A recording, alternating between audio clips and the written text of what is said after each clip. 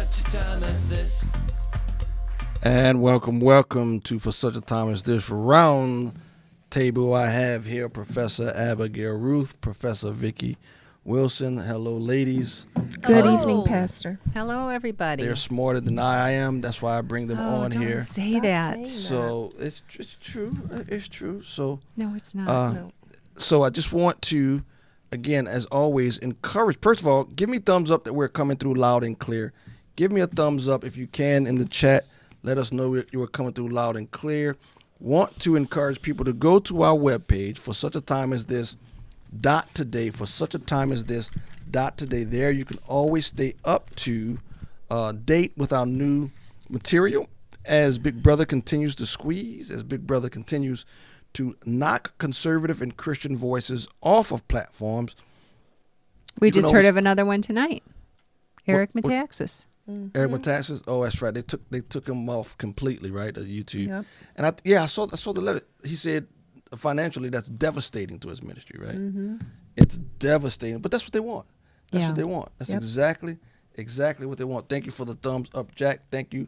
Who is that? Glenn Bruce Campbell. Am I saying? I can't see. Thank you, Campbell, for the thumbs up. So we're going to talk about equity or unequal outcomes proof of racism. And the answer is, of course it is. Why? Because the president says so. Here he is. Very clear that the moment it arrived as a nation where we face deep racial inequities in America and systemic racism that has plagued our nation for far, far too long. I said that over the course of the past year that the blinders have been taken off the nation, the American people. What many Americans didn't see or had simply refused to see couldn't be ignored any longer. Those 8 minutes and 46 seconds that took George Floyd's life opened the eyes of millions of Americans and millions of people around all over the world. It was the knee on the neck of justice, and it wouldn't be forgotten. It stirred the conscience and of tens of millions of Americans. And in my view, it marked a turning point in this country's attitude toward racial justice. When the six-year-old daughter, Gianna, who I met with when I met with the family, I leaned down to say hi to her, and she said, looked at me, she said, "Daddy changed the world." That's what Gianna said, his daughter. Daddy changed the world. There you have it, Abigail. Do you dare? And not for the better. Do you dare go against your president? Yeah, the world has changed, but it has not changed for the better. And as we all know, whatever you think of the George Floyd case, there's no evidence whatsoever. Even Keith Ellison, who is, what position does he hold? Attorney General from Minnesota. Attorney General from Minnesota, said there is no evidence that was racism. Zero. But your president said it was. Yes, and our president also said that our country is systemically racist, and I'm going to say that's a lie. That is a lie. We did away with real systemic racism. They have redefined it Yep. to mean, and if you want to put up the first our first slide here, Okay. Pastor James. If they make an argument at all, I'm talking about critical race theorists, this is it.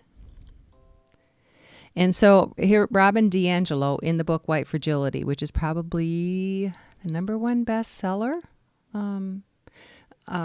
promoting this worldview, and that's what it is. It's a Forget worldview. bestseller. It's like the required reading almost of every university in country. Right, but plenty of people bought it on their own as well. Yeah. So I'm pretty familiar with this book. I've probably read it in total 3 or 4 times now, because just digging things out of it for a presentation. But this one really stands out because this is they don't generally make arguments. First of all, Who is they? I'm talking about critical race theorists. Gotcha. You are to accept what they say as gospel. No questions asked, right? Yes, exactly.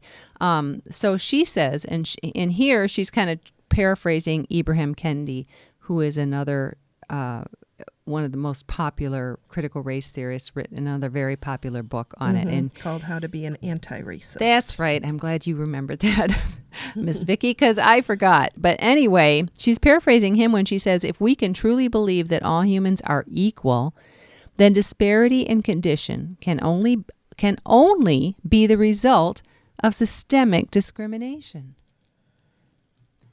Does anybody really believe that? I mean, that's early on in the book.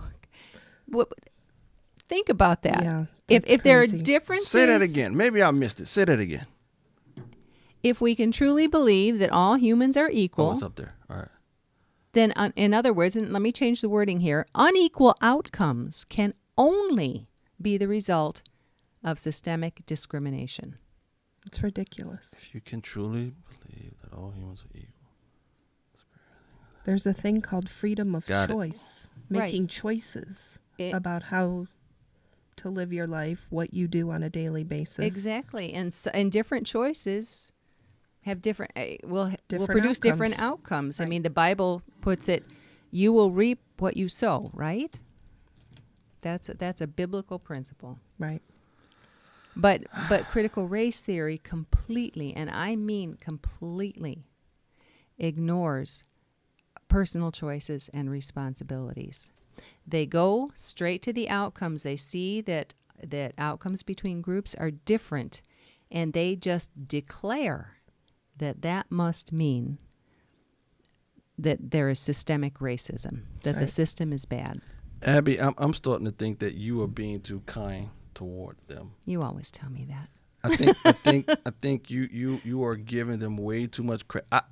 Here's what I've learned. I've learned that when people say things, they don't necessarily believe it. I think a lot of people lie, flat out lie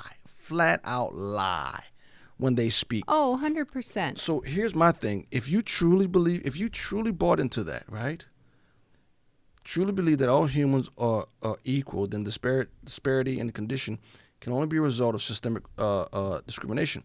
If Al Gore truly believed that, if Robin DiAngelo truly believed that, then give your house to a minority. Exactly. Give your money to someone else. They'll never do that because they don't believe it. Patrice a Cullors hustle. just took It's a the hustle. money and retired.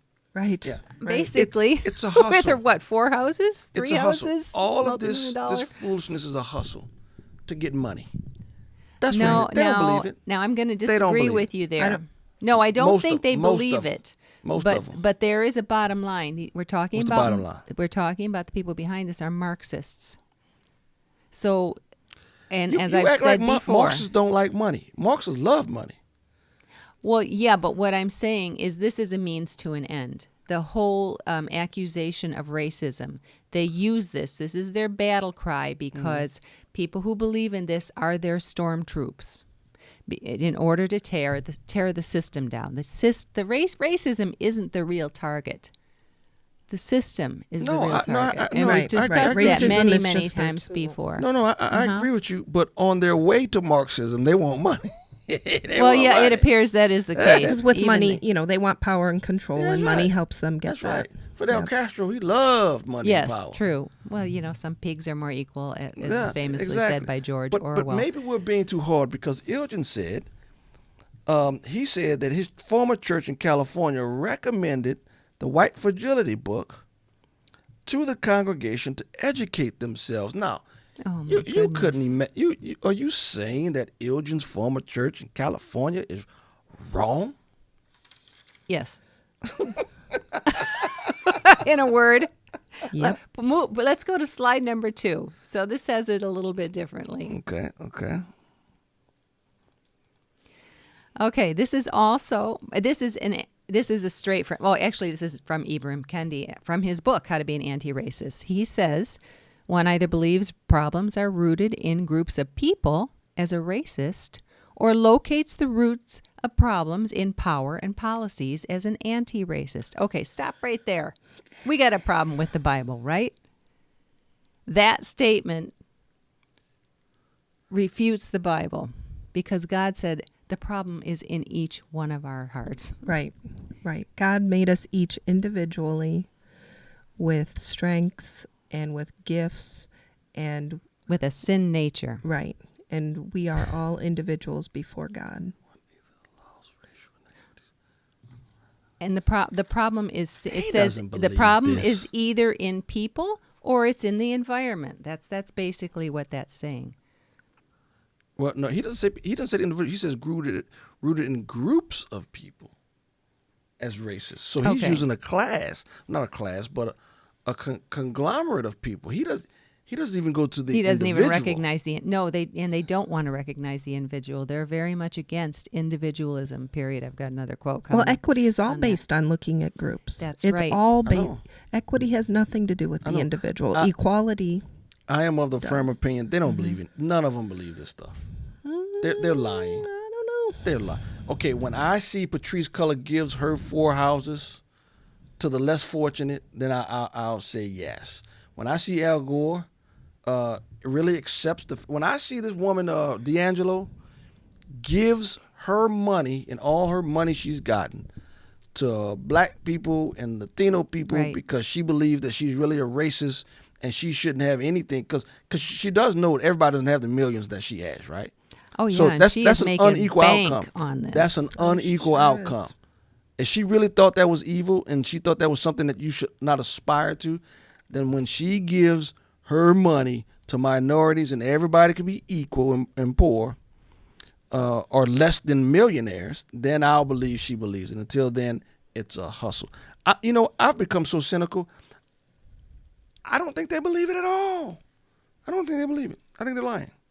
I think it's a hustle.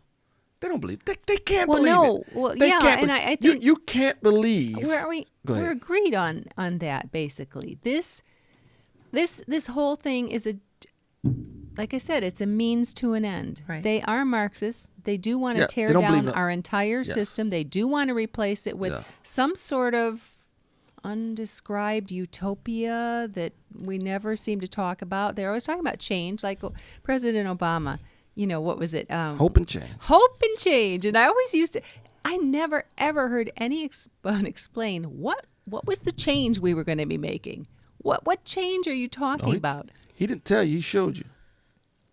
But when he was campaigning, No. everybody was, yes, hope and change. Well, what do you want to change? Help me out Abby, here. people were crying with tears of euphemism when he used to speak. Ecstasy. Is euphemism? No, I don't think it would be. And ecstasy is probably not the right word either. One of those E words I'm sure works in there. He could walk on. I literally was working with people, masters and PhDs, tears running down their Oh, my eyes goodness. when he was speaking on a campaign trail. The strong delusion started a while back. So again, why is it that this is impossible? Why is it wrong from a Christian perspective of unequal outcomes not being of racism? Why is it wrong? Because I'm just wrapping my head around this, that they don't believe it. They're lying. They're all lying. They don't believe it. But, and I'm talking about the leaders who are getting paid off of this. But there are some people I know who really believe this. How do you achieve equal outcomes?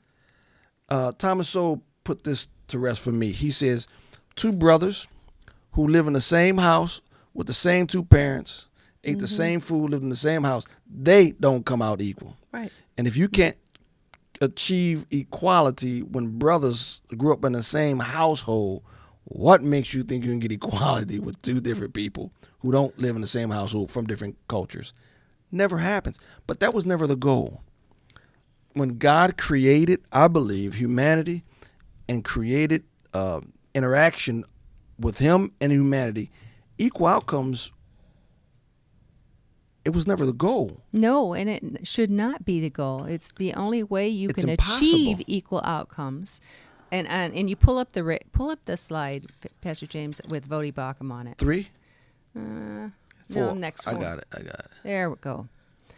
I like the way he puts this. It's like running a race and placing people at different starting points so that all will cross the finish line at the same time. Even that won't work. Well, No, it doesn't work. It doesn't work anywhere it's been tried. But think about what that means. Yeah. That means that no one is allowed to finish the race before the slowest person. They don't believe this. You- though. You're right. That's You what they're can't. saying. Yes, you can. You cannot lift people up this way. You can only level everyone down. Right. And that's the way it has worked since every time it's been tried, whether it was communist Russia, the Cuba. But here's the thing. In reality, it hasn't been tried. So I like the comment. Ashley says communism is the only way to achieve equal outcomes.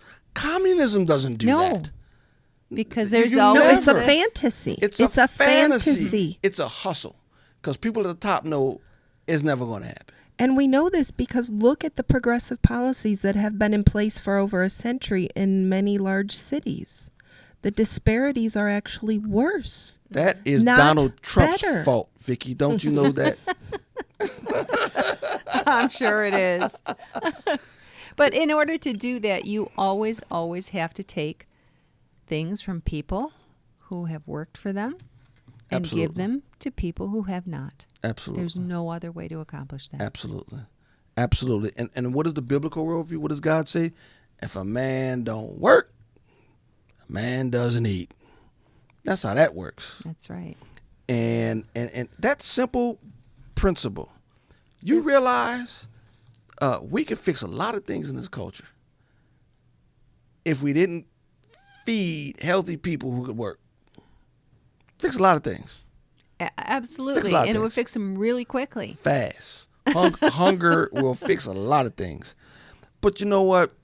So we're going to, The other reason I just want to jump go in ahead. why this is just wrong is that when you say to prove racial inequity, you don't have to show a discriminatory policy. You just have to show an unequal outcome. Well, foolish. that is saying that then you're attributing malice where there is none. You're accusing course. people of something that they aren't doing. Of course. And Worse than other- that, you're never going to, you don't have to show proof. right. And the other problem is when you say everything is racist that is not racist, the actual racist acts are ignored and not dealt with. And That's right. the real victims of true discrimination are completely ignored. Sure. That's another reason why this is so wrong. Sure. Ashley says this. I like your comments, Ashley. Keep them coming. Not communism like China, real true communism. China is just communism in name only. Here's the thing with that, Ashley. You can't have a perfect system with imperfect people. I'm not even sure communism, if it's practiced purely as ideological as it is, I don't even think that's right. I think if a person works hard, they should get more than a person who's lazy. So even if that was true, that you could practice communism in its purest form, I don't think that's right. I think I think you should receive proportionate to what you are willing to put into it, right? Sow sparingly, reap sparingly, sow bountifully, reap bountifully. Right. Like And if so- a teacher gives a class a test Yeah. and some studied hard and some didn't, but they all get the same grade whether they studied hard or didn't, well, what's going to happen the next time? No. They You know, are they actually given did a studies. test. They actually did studies like that. Right. There was No, a guy. they I think there was a did. guy in Iowa who They did did. it, and he just gave an average. So everybody got an average. So what happened was the people who got 60 say, "Oh, cool, I don't have to study at all." Right. Well, the people who got 98 says, "Forget that, I ain't studying and getting that joke." And by the end of the semester, They they're were getting all 10s. failing. I mean, failing. And that's what I horribly. meant when I said this can only level people down. It lifts absolutely no one up. Right. It levels but you know what, everyone Abby? down. That's the point. That is the point. I think the powers that be hate America so much. Oh, there's no question. They want to destroy it. And so they float this equity junk. Our president is saying this junk. They And float equality is a traditional American concept. Yeah. It's a very American thing. I mean, the Declaration of Independence, it doesn't guarantee happiness for No. everyone, just the pursuit. So of it. here's Here's what Greg Gutfeld actually had to say on the 5. Gutfeld's I think he got this one right. His Gutfeld. Very clear. At the moment it arrived. Wrong one. Here it is. That was the wise Biden. Here we go. I had no idea that, I mean, this was not taught to me in high school or college. And I was thinking, is it because I'm on the West Coast? Is that why? But it's a horrible story. I think it's important to talk about it. But that's a separate issue then from this idea of equity. I'm an apostle of Thomas Sowell. So it's like when they shifted from equality to equity, it becomes a different story. It's not everybody wants equality of opportunity, but we understand that the equality of outcome is impossible and it's harmful. There are certain places where the percentage of 5'5" white guys with an Ashkenazi background will not be in the NBA. It'll be less than 0.00%. So we have to ask ourselves, why are we shifting from equality to equity? And it's because we realize that deliberate discrimination is illegal. And we know that it's not happening. Everybody in corporations wants to hire minorities. Colleges want minorities. So then where is the discrimination? It's before that. It has to be before that, because we are seeing problems on the street. We are seeing lots of issues. So it happens. We are meeting this problem too late. And that's where I go back to Thomas Sowell. So he'll bring up 3 areas.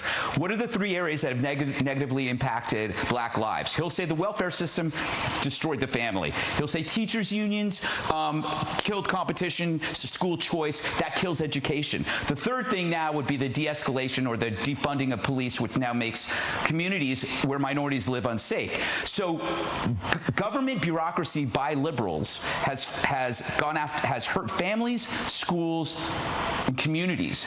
That's what makes everybody suspicious. Like, what can they do that can make it worse? And that's what you have to worry about, I guess. All right, Gutfeld got that one Well right said. at least. There's a difference, and for the longest it took me a while to understand there's a difference between equality and equity. Oh, absolutely. Not the same thing. Nope. Not at all. Not at all. Not the same And thing. when we talk about equality here, basically we're talking about being equal under the law treating everyone the same. Equity is exactly the opposite. Equity treats you according to critical race theory, should treat you according to your skin color and either help you or handicap you according to what group you belong to. There's something called disparate legal impact theory. And this is what happens when you apply critical theory to the law. And listen to the definition. Quote, and you can pull this slide up, Pastor 3. James. It's got the cartoon on it. Was that 3? Yes. That one. It says, any policy that is neutral on its face in regard to the treatment of individuals from different ethnicities is still discriminatory if that policy results in disproportionate outcomes. It's ludicrous. Oh, my. Yep. Ibram Goodness. Kendi. Yeah. There is no such thing as a race-neutral policy. All policies Not under either this. are for equity or oppose it. It's Right. ludicrous. If the law treats everyone exactly the same, it's still discriminatory if it produces unequal outcomes. And that means that the law is going to be applied to us according to our skin color, according to the group we belong to. So, I mean, when you apply this, one of their famous things is the school to prison pipeline? Mm-hmm.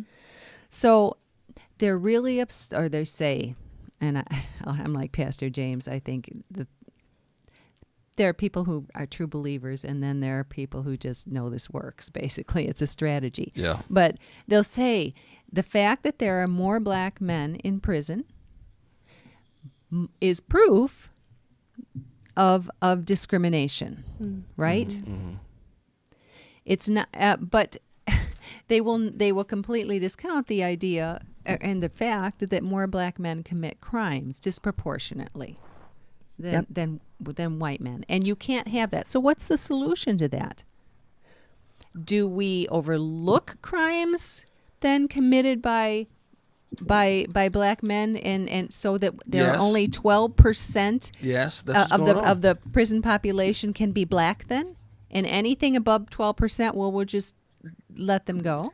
How do you fix The that? crazy thing about that, Yes, that's exactly what they're doing. that's exactly what they want. That's exactly what they're Or doing. they could do the right thing, the Christian thing, and actually look at the Can't have that, problem, Vicky. No. the core problem that Can't have that, 70% Vicky. of the families are fatherless Can't have homes, that, Vicky.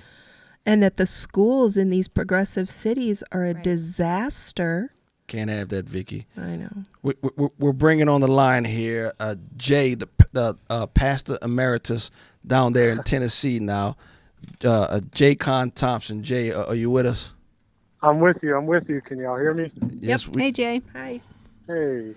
So what say ye, Pastor Thompson? Well, the equity argument for me is an interesting one because Abram Indy or Kendi Abram, I can't pronounce his name well. He said that racist policies is anything that discriminates on base of race, blah blah blah. And he said it's not enough to be not a racist, but you have to be an anti-racist. So you have to Right. actively fight against racism, which means creating laws that I don't know if he said produces equal outcomes or can produce equal outcomes. And I'm curious if there's a difference between the two. There is, because if everyone's equal, then you can produce equal outcomes so long as you put the same work in that's equal. But that's not equity. Equity, you have to have equal outcomes. Equality is equal access and equal opportunity, right? Equity is equal outcomes, two totally different things. And so they would never say give the opportunities to where that they could, right? Two basketball teams, Jay, they evenly matched. They're going to overtime. They both score 80 points, right? Equally matched. You have an equal outcome. But unfortunately, if you're the New Orleans Pelicans, you are being beat by 40 points. But anyway, Is there a situation where they're meaning equal outcomes are confined to a specific situation? Because I know in certain instances, of course, you can't produce equal outcomes, but are they talking, for example, in the school system? Can we have more equity in the school systems? For example, in the upper class neighborhoods, their money's based off their taxes. In the lower class neighborhood, their money for the school system is based off the taxes in the housing area, but it's poor. And that was a law made specifically designed to, segregation. They knew that the whites would have more money and the blacks had less money. And so they knew that their schools wouldn't be funded as well. So they're saying, can we produce a policy that produces equity in that situation? Is that a valid argument there? Well, like in Chicago, the Chicago public schools, they get a much larger amount of funding from the state then. So they actually have very similar spending per student in Chicago public schools as we do here in Palatine. The source of the funding, like you said, is different, but the outcome is very, very similar as the amount of money they have available per student. It's just in Chicago public schools, they're a disaster because they're not run well and there's a lot of corruption. I think that's a fallacy that a lack of money is the reason for scholastic failures. And I'll tell you why. Christian Liberty out here in Arlington Heights, they have a fraction of money of what the typical, I don't care where you get them from either, the typical public school. Go to the poorest Chicago public school in the Chicago public school system. I bet you they got more money than Christian Liberty. I bet you they have more money. Listen, I know how much the teachers get paid. I'm telling you, I bet you they got way less money. A lot of them have two jobs. A lot of them have two jobs, and so if that was the reason or the case for poor schools, then I'm telling you, Christian Liberty and other smaller schools would not be way better than Chicago. I tell you, so it's way more than money. It's what people are corrupt. So that's one topic. I mean, that's one point. Here's the second point. Who runs the daggone school systems? Right. Exactly. You know what I'm People saying? who send their children to private schools, but then force the kids in the city to attend failing schools based on their address. Yeah, and who They're complete hypocrites. Who opposes school choice? Yeah. Right. It's Democrats There- at every turn, and and you hate to say it, but it's the truth. Democrats are. I mean, the black community votes for African-American Democrats. Largely Democrats. What is it, like 80%? No, I wish it was 80. Oh, It's like 90 to 95, man. It's if it doesn't have a 9 in front of it, it's a failure. There is no greater example of this than when the Obamas moved to Washington, Yes. D.C. Mm-hmm. He killed the school choice in Washington, D.C. and put his girls in private school. that's right. And And that the- school was doing fantastically. Fantastic, and every black in D.C. hated what he did. But like the blind soldiers, the blind fans they are, they continue to vote for him. It's not money, though. I can tell you for a fact it's not money. I went to a Catholic school. They got a fraction. As a matter of fact, most Catholic schools don't get nearly what public schools get. Right. But yet they absolutely. continually put out and push out better education. Why? Because it's the culture. It is the culture. It's not money. And All right, money. here's my final. Okay, Yeah. go ahead. Oh no, go. Well, I was just gonna say, my kids always used to complain. Or what would they say? Oh, the Asian kids are so smart. I'm like, the Asian kids are no smarter than you do, but they have parents that Yep. make them sit down and do For homework until hours. And we'll hurt Yep. them. Hours and after we'll hurt school. them Be if they don't do consequences. homework. exactly. Culture. And I said, Elgin, can I get an amen? Elgin, they will hurt you. They will hurt you. so if we all treated it that way, we would get the Right. same outcome, right? Right. Yep. So here's my final thought. I'd love to get you guys' opinions on this. I walked through this equity, inclusion, diversity deal at my last job, and I don't agree with it. I think you have to fudge it in such a way to produce equity. I think you have to lie and cheat in order to do it. But here's another argument that came to me. Well, it's been unequal. There have been unequal racist laws for years against blacks in America. Nobody can deny that. Jim Crow, blah, blah, blah. So how is that produce equal outcomes now? And so when we say equity, it's time that we reverse the order, because we don't even know how good we would do if it wasn't that bad for us in the past. Does that make sense? It's kind of like reparations. So there's a justification for fudging the circumstances to produce equity. We all know in order to produce equity, it's you gotta cheat a little bit, because you can't produce it otherwise. But they're saying, well, we justify the cheating because it's been unequal for blacks for so many years.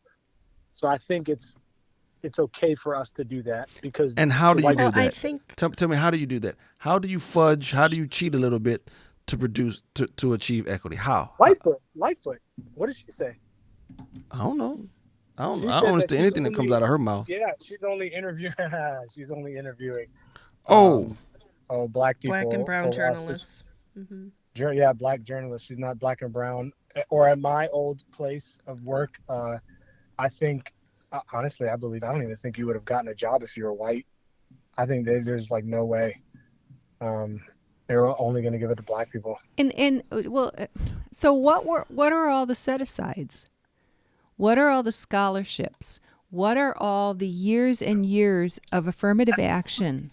And I'm not saying that because I don't think that was very effective. They would have done. It's been trillions of dollars, billions or trillions. I think it's trillions. They would have done better to just hand everybody a check at the beginning and then just let no, them. wouldn't it? No, they wouldn't do that because that's not what the government It wouldn't have been better. does. This black comedian said, if you give blacks reparation, No, at the beginning, if they'd have handed it, and no programs, no doling it out, no welfare. the fine beginning. When Lyndon let's see, 68? and when they ended Jim Crow, how about that? What year was that? Was it 64? 65? 65. Oh, 64, okay. 64. Okay, the black comedian says if you'd have done that, the only thing you would have made was the Cadillac, the number one selling Cadillac, the car in number one America. dealer. That's all you would have done. Cadillac, the number one Abby, dealer. what you are, even in that, you're failing to account for human nature. I know this for a fact. You know, in Katrina, when all those insurance companies were forced to pay Yeah. to rehab all those houses that was lost in Katrina, you know, only about statistics, something like 50% of them were only built. You want to know why? You know where the other 50% of the insurance money went? No. Vegas. That's where it went. Seriously. Really? So you talk about reparations. What do you think they're gonna do? You think black business is gonna start up overnight if you give reparations? No, I'm not in favor of it. I'm just saying people who say reparations. At least you know comedians used to be funny and they used to be honest. And the guy says you give black people reparations, you just gonna make Cadillac the number one selling car in America because they're gonna go out and buy cars. That's it. That's right. And when that Cadillac break down 5 years later, as it will, you ain't gonna have nothing. That's the harsh reality there because it's human nature. And when we looked at the Great American Race War, I don't know how many weeks ago that was. I mean, blacks it was hard under Jim Crow, but they were, according to that movie, they were thriving. I mean, they were homeowners. There were a whole bunch of statistics. They had a higher marriage rate than whites. Yep. So their families were intact. It was just a whole bunch of things. Even under such difficult circumstances, they were thriving. And then the great Lyndon Johnson's War on poverty. The war on poverty began. Yep. And that's when true poverty came. And let me say this too. I've looked up the statistics. I believe it was 24% of blacks live in inner city, what we would consider ghettos, basically. 24? Yes. Which means that 76% have made it into the middle and upper class. But we completely ignore that. And how on earth did they do that, given the horrendous systemic racism? I'll tell you how. Do you guys remember that Brookings Institute study from years ago? There are just three things a person has to do. They will have only if they do these three things, they will only have a 2% chance, 2% rate of being in poverty. They will have a 74% likelihood of attaining middle income. Those three things are finish high school, get a full-time job, any full-time job, don't get married before you're 21, and don't have kids until after you're married. So I guess it's kind of like four things, but that's it.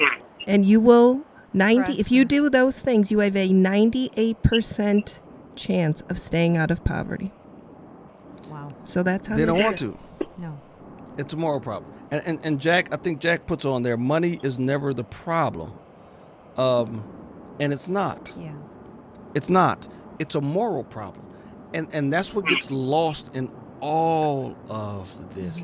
And I think even Christians sometimes, and Jay, that's what I think part of the critical race theory is. Again, they're trying to solve problems, spiritual problems, with worldly solutions. It won't work.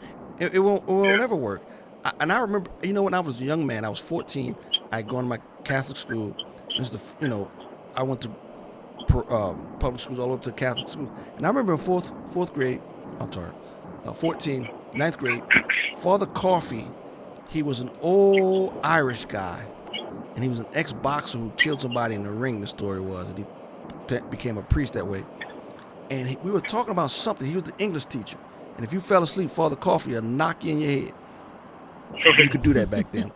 But Father Coffey, I remember Father Coffey, we were talking about something political. And Father Coffey says, yeah, you Democrats, y'all throw money at a dead horse and think you solving a problem. And I remember him saying that at 14. And I was like, what is he talking about? And now I remember, you throw money at a dead horse and think you're going to solve things. You Democrats. Yeah. It's Republicans now, too, though. Yeah. As if money is a lack of money is a problem. So here's the thing: equity. Equity, I believe, only works on someone who is given over to greed and pride. Right? You know what? I've never been the type of person. I don't care how much money John has in his pocket, and I don't care how big Bob's car is. I don't care. So long as I like my car, and so long as I got enough money in my pocket to do what I want, I don't care what anybody else has. I've never been that type of person. But this whole equity type of stuff, it only works if you've allowed envy and jealousy to be virtues. Yeah, that's true. It only works. It brings out the worst. It brings out the worst in people.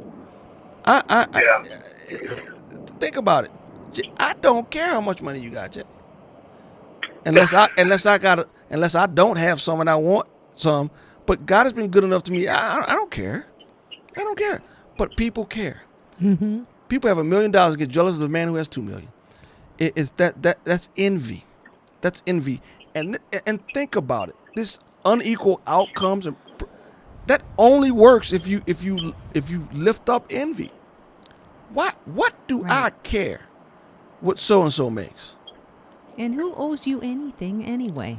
Well, it sounds like payback to me. When I listen to the way people are talking today who are talking about equity, it just sounds like you just want to hurt white people for what happened in the past. You don't really care about equity across the board because over the pandemic, they made a comment that this one white man made so much money, X amount of dollars. And then somebody else put a meme and said, well, LeBron James made X million dollars, and you didn't say anything about that over the pandemic. Yeah. So it's like your equity is only confined to white people. Right. And I'm like, well, that doesn't make any sense. Because that's justice.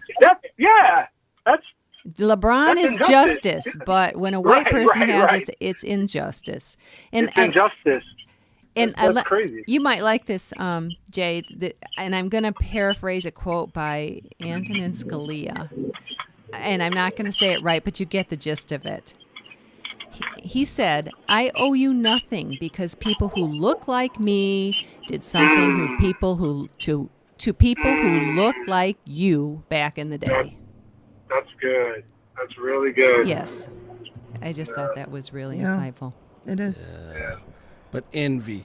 And you know what? We conditioned the whole culture. And one more thing. We conditioned the whole culture on this with the whole get the 1%. Let's tax the 1%. Mm-hmm. That's been going on forever. I know. Pay your fair share. And you know what? Maybe I was just different. I remember I was 18 years old, and I heard that. And they were talking about pay your fair share. And people were telling me, the rich. And I remember sitting in a group somewhere, I forget, and saying, am I getting any of the money? when they tax the rich 1%, how much money do I get? And someone said, no, they get taxed. So I said, the government gets it. Yeah. I said, what do I care if the government exactly. If you're not talking about giving me money, I don't care what the richest 1% make. And I don't care I don't care. I don't care. But you know what? It's just think about this. The 1%, Biden talking about pay their fair share. To who? Yeah. Mm-hmm. Who they paying it? They ain't paying it to me. They're not paying it to the poor people. They paying it to the government. That's right. So the government can come up with these silly spending programs, and their cousins and their brothers get the money through these. But it's envy. It's envy. Christians don't even recognize when they're being played. Absolutely. Yeah. It's envy. It's flat out envy. But it is what it is. So. It is what it is. All right. Last word. Let's leave on a high note.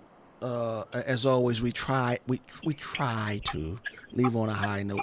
Who wants to go first with this unequal outcome and racism stuff? I'll go first. I'm not sure. Maybe I don't know if I have a high note. A high note. Okay. Here's what I want to end. I'll end it this way. If, as a believer, and I only have a high note if you're a believer. If you're a believer, and if I am to store my treasures not here on earth but in heaven, where rust doesn't get in and moth doesn't get in, and store my treasures in heaven. Guess what? I don't care about these unequal outcomes here on earth. I don't care. I went into the ministry based on that. Mm-hmm. As my friends in college was going on and make a whole bunch of money, in the back of my mind is saying, well, I'm working for treasures that I can keep forever.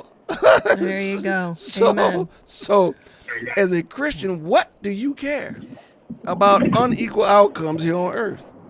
Right. I want unequal outcomes in heaven, and I want to be on the disproportionate greedy side in heaven. That's what I want. But it's not greedy. Christ told me I can do it. He told me I can do it. Matter of fact, he told me to do it. Store your treasures in heaven. So again, to the Christian who understands and has an eternal perspective, right?